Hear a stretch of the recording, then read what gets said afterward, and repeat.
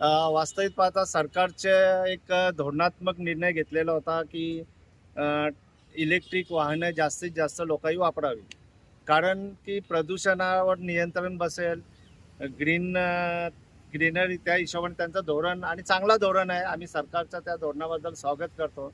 आणि ह्या हेतूने जनतेने आज पेट्रोल डिझेलच्या वाहनांपेक्षा जवळजवळ डबल किमतीचे असलेले वाहन, इलेक्ट्रिक वाहन लोक खरेदी करतात, कारण पर्यावरणाला पोषक असलेले वाहन असल्यामुळे लोक खरेदी करतात. आणि असं असताना लोक इलेक्ट्रिक वाहन खरेदी केल्यानंतर, स्वतः माझ्यावरचा घडलेला मी प्रसंग सांगतो. आम्ही शिर्डी इथे जात असताना 23 तारखेला शासनाचा GR निघालेला आहे.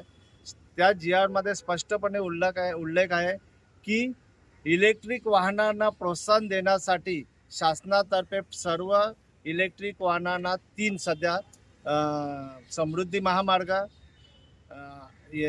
अटल सेतू आणि मुंबई पुणे एक्सप्रेस या 3 वाहनांना 100% टोल माफी दिलेली आहे. त्या प्रकारचा GR शासनाने 23 मे 2025 रोजी डिक्लेअर केलेला आहे. असं असताना आम्ही 24 तारखेला जात असताना आम्हाला 24 तारखेला रात्री शिर्डी येथे उतरताना एक्झिटवर आम्हाला गाडी थांबवल्यानंतर आमच्याकडे जेव्हा आम्ही फॅमिली जातो, त्या फॅमिली जात असताना आम्हाला साहजिकच आम्हाला काही मर्यादा असतात बोलणं चालणं. आणि तिथे त्या टोलवाल्यांनी, कारण तिथे असलेली जी लोक आहेत ते एकदम गुंड प्रवृत्तीची लोक आहेत, आणि त्यांनी इतकी उज्जत घेतली का आम्हाला नाविलाज असतो पोलीस स्टेशनलाही फोन केला 100ला. आणि जवळजवळ पोलिसांचं पण मला तक्रार आहे की 1-1.5 तासानंतर आले. आणि पोलीस आल्यानंतर जसे का त्या लोकांचे बांधलेलीच लोक आहेत असंच पोलिसांचं वागणं होतं. इतकं होऊनही आम्हाला त्या टोल नाक्यावर टोल न भरल्यामुळं आम्हाला तिथे डबल टोल भरावा लागला. त्याच्यानंतर त्यांच्याशी आम्ही एक उज्जत घातली का बाबा टोलचा GR निघालेला आहे, आम्ही ओरडून सांगतो, पण त्याही कुठल्याही प्रकारचा लक्ष दिला नाही. पुन्हा दुसऱ्या दिवशी दर्शन घेतल्यानंतर आम्ही GRची झेरॉक्स घेतली आणि त्यांना दाखवली, हा GR आहे. ते सांगता आम्ही या GRला मानत नाही, आमच्या कार्यालयात हा असा कुठलाही GR उपलब्ध झालेला नाही. मला एक समजत नाही, भारताचं संविधान हे सांगतो का एखादा कायदा झाल्यानंतर तो संपूर्ण देशाला माहीत आहे हे गृहीत धरून त्याचा अंमलबजावणी होतो. आणि एखादी अंमलबजावणी होत नसेल तर त्याच्यासाठी करता आपण पोलीस स्टेशनला जातो. पण हे लोक धडधाकट बिंदास बोलतात का आम्हाला काहीच माहीत नाही, GR दिल्यानंतर काही फेकून दिला.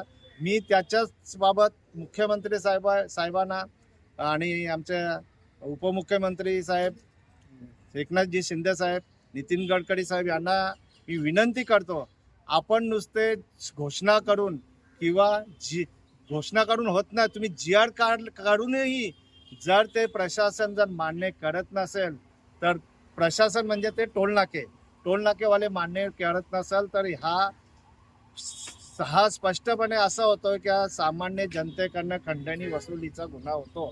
मी तर विनंती करतो की ह्या लोकांनी, आता माझ्याकडे व्हिडिओ आहे, मी फेसबुकला टाकलेले आहे, ह्या लोकांना खंडणीचा गुन्हा दाखल करा, कारण हे 2 माणसांना फसवतात. एक म्हणजे आमचं तसं बघितलं तर एक जनहिताच्या दृष्टीने जे लोकप्रतिनिधी आहेत ते लोकांना प्रोत्साहन करण्यासाठी जेव्हा एखादी स्कीम डिक्लेअर करतात का तुम्ही इलेक्ट्रिक वाहनं करा, पर्यावरणाला पोषक आहे, आणि लोक डबल किमतीने ती इलेक्ट्रिक वाहन खरेदी करतात, आणि त्याच्यानंतर गेल्यानंतर तिथे पुन्हा तोच विषय आल्यानंतर डबल टोल द्यायला लागतो. अतिशय ते दुःखदायी गोष्ट आहे आणि ह्या गोष्टी होऊ नये. मी सर्व प्रशासनाला विनंती करतो की त्वरित प्रत्येक टोल नाक्यावर एक बॅनर लावा, इलेक्ट्रिक वाहनांसाठी टोल नाका फ्री आहे, टोल नाक्यावर कुठलाही चार्ज घेतला जाणार नाही.